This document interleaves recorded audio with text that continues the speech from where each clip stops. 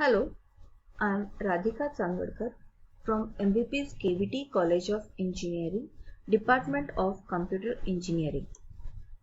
This video is based on operations of sparse matrix.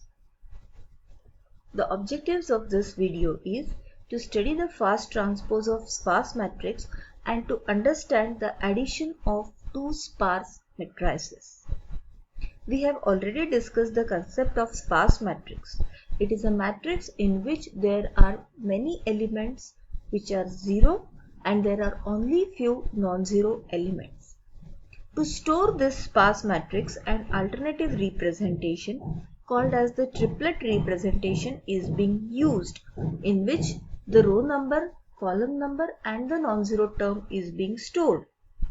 Now we can also perform transpose, that is the simple transpose of this triplet representation. But the computing time of simple transpose is big O of terms into column times. Without the triplet representation, the original matrix transpose requires big O of rows into column times. If the terms is of the order rows into columns, then the triplet form will require big O of row into column square times, which is worse than the regular representation. Hence, for better time efficiency of the triplet representation, fast transpose algorithm is used. The time complexity of fast transpose is big O of terms plus column times, which is comparatively much better as compared to simple transpose. Now let's see what is this fast transpose algorithm. Fast transpose of sparse matrix requires two additional arrays to store the count of occurrences of each column number and the start position of each row. Position of a column which is going to be converted into the row in the transposed matrix is calculated and then it is placed in the transposed matrix. So in this way the time complexity of fast transpose is reduced to big O of terms plus column times. In a way you are saving the time because the count of the number of occurrences of each column number is calculated before and its position in the transposed matrix is also calculated and entered in the position array, and from that whenever the sparse matrix is being scanned, the position of the column is being indicated by the position array. Based on it, the entry can be directly made in the transposed matrix. Now let's see the pseudocode of this algorithm. Fast transpose has the input mat, which is the sparse matrix in the triplet representation form. Two additional arrays called as the position array and the count array are being defined. Position array is initialized to 0 and count array is also initialized to 0. Then there is a for loop in which we are going to initialize the count. Now as the count is initially 0 for all the terms, then starting from the first row up to the non-zero terms, the column is being analyzed and it is being the count for that particular column is being incremented. So here we observe that the first entry is 4, so count of 4 will be incremented to 1. The next column value is 1, so count of 1 will be incremented to 1.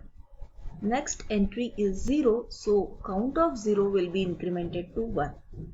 The entry is 2, so count of 2 will be incremented to 1. Next entry is 5, count of 5 will be incremented to 1. Next entry is 2, so count of 2 will now become 2 because there are 2 occurrences of the column value 2, so its count will be 2. So in this way we have completed the count array. Now based on this count array, we are going to calculate the position of that corresponding column in the transposed matrix. For that, we make use of the position array. In position array, now the position of the 0th column will be from row 1 because the 0th row is reserved for storing the total number of rows, the total number of columns and the number of non-zero terms. Hence, the zeroth column which will be transformed into row will be stored from row 1. So we set the position of 0 as 1 and we compute the position of the further column values as position of I is equal to position of I minus 1 plus count of I minus 1. So in a way, if we have to calculate position 1, it will be position 0 plus count 0. So position 0 is 1, count 0 is 1. So position 1 will be 2. So position 2 will be position 1 plus count 1, that is 3. Position 3 will be position 2 plus count 2. So here it is 3 plus 2. So position of 3 will be 5. Position of 4 will be position of 3 plus count of 3. Count of 3 is 0. So this remains as it is 5. Position of 5 will be position of 4 plus count of 4. So position of 5 is 6. Now this position array is being completed and it is going to give the position of the corresponding column in the transposed matrix. Now using this position array, we are going to complete the transpose operation. So for all the terms in the sparse matrix, starting from row 1 up to the number of non-zero terms, we are going to analyze each column entry and transfer that entry into the corresponding transposed matrix at the respective position given by the position array. So here the first entry is 4. The position array indicates that 4 should be placed in row 5. So at row 5 we will be making its entry, but while making the entry, the column is being interchanged with row is being interchanged with column, and the non-zero term is being kept as it is. So this will be transferred as 409. Then 1 will be transferred at row value 2 as 1, 1 and the number of the non-zero term as 8. Then 0 will be transferred in first row as 0, 2 with the non-zero term as 4. 2 will be transferred at 3. It will be interchanged row and column and the non-zero term as it is, and its position will be incremented by 1 to store the next occurrence of 2. Next is 5. 5 will be placed at 6th row and then 2 will be placed in the 4th row. So in this way we complete the transpose operation just by looking at the column value, taking its position from the position array and filling it at the corresponding position. This indicates the filling of the 0th row, that is, the row values and the column values will be exchanged. Here the column value will become a row, the row value will become a column, and the number of non-zero terms will be kept as it is. So that completes the fast transpose of sparse matrix.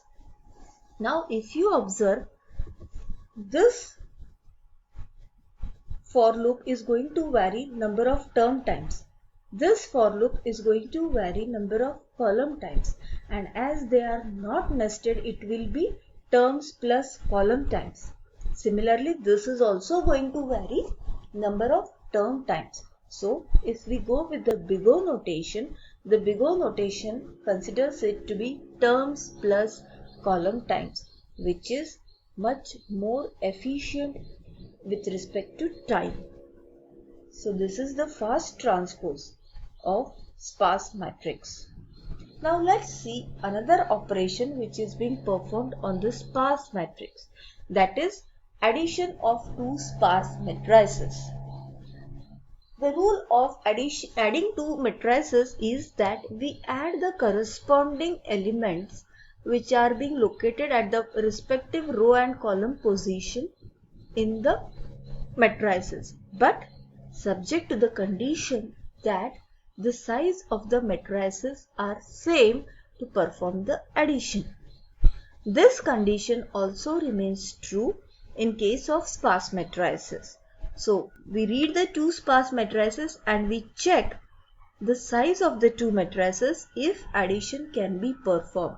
If addition is possible, then only the further procedure is being performed. Otherwise, if the size of the two sparse matrices are not same, addition cannot be performed. Then we check the row number and the column number. If the row number and the column number are same, then we add the terms of the two matrices.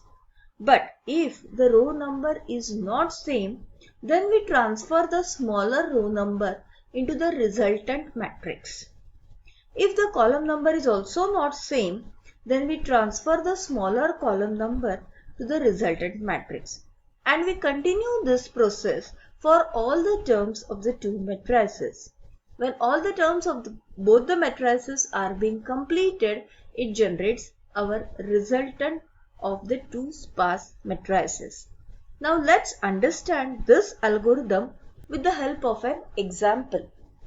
In this, you will be observing this is sparse matrix 1, sparse matrix 2 and a resultant matrix which will be initially empty. We check the number of rows, number of columns in both the matrices are same.